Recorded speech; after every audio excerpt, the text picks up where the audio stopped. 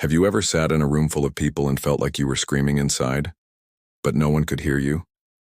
Have you ever smiled so perfectly that no one noticed you were falling apart?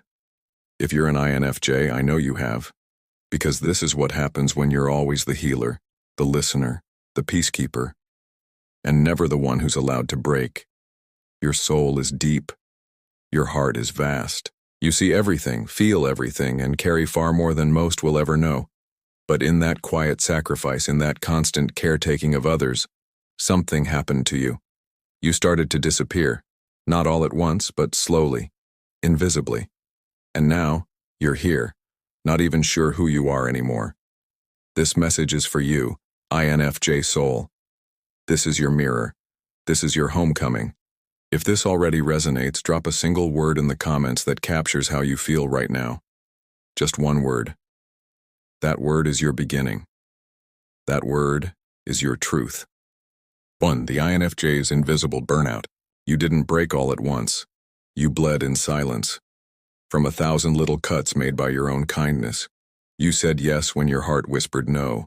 You stayed quiet to keep others comfortable.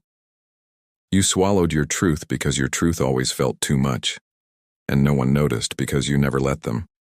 That's the INFJ paradox. We crave deep connection, but wear masks to avoid being misunderstood. We give endlessly, hoping someone will finally see us, but never ask for anything because the asking feels like a burden. So we shrink. We cope by becoming invisible. And all the while, the world keeps applauding our strength, not realizing that being strong has become our slowest form of self-destruction. This isn't just emotional burnout.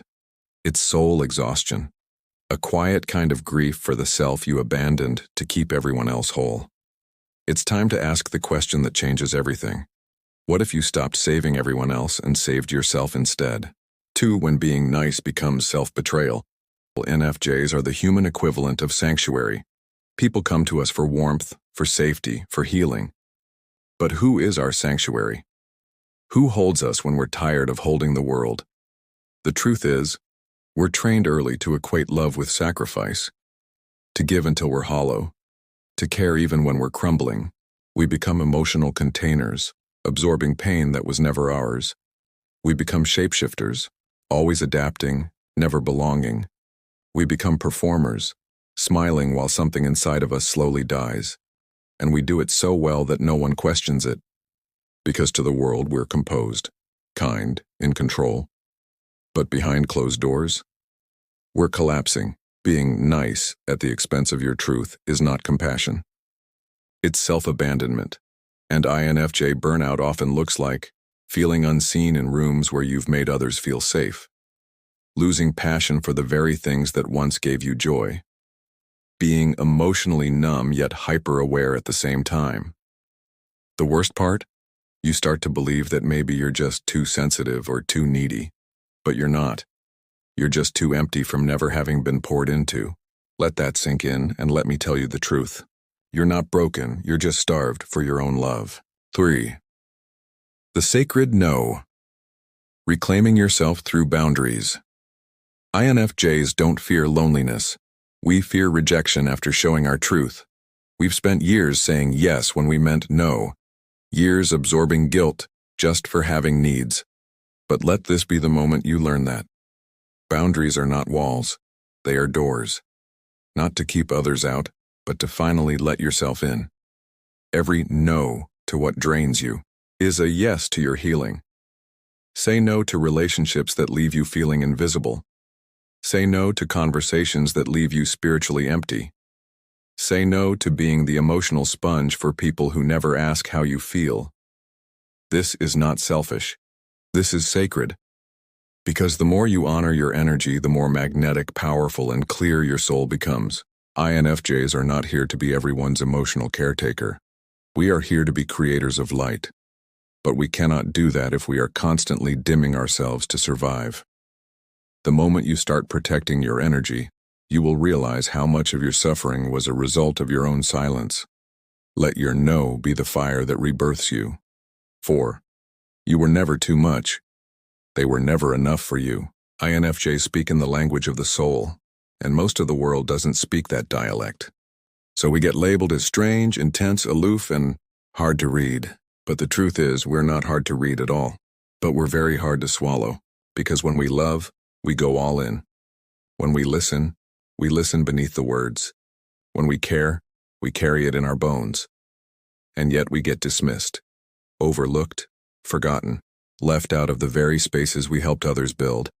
But INFJ, let me say this with fire in my voice. You were never too sensitive. They were just emotionally unavailable. You were never too deep. They were just drowning in their own denial. You were never too much. You were simply more than they could hold. And that's okay. Because now, you're no longer here to fit in. You're here to expand, to express, to take up space without apology, to find the ones who speak your language, the ones who don't flinch at your depth, the ones who see you, not as too much, but as just right. INFJ. You don't need fixing. You need permission to be everything you are. There is no coming back from INFJ soul burnout without radical self-love, without reclaiming every shattered piece of yourself and whispering, you were always enough. You don't need to be more productive. You don't need to be more useful. You don't need to be more agreeable. You just need to come home to yourself. Start with breath. Start with silence. Start with one word in the comments that names your truth. And let that word be the beginning of your rebirth. If this message cracked something open in you, don't scroll away. This is your invitation to return to yourself. Drop one word in the comments that reflects your emotional state right now. Share this video with someone who feels deeply and has been holding too much for too long. Subscribe if you want more soul-deep reflections, INFJ healing, and emotional clarity. You're not alone anymore. You're home now, and I can see you, my INFJ friend.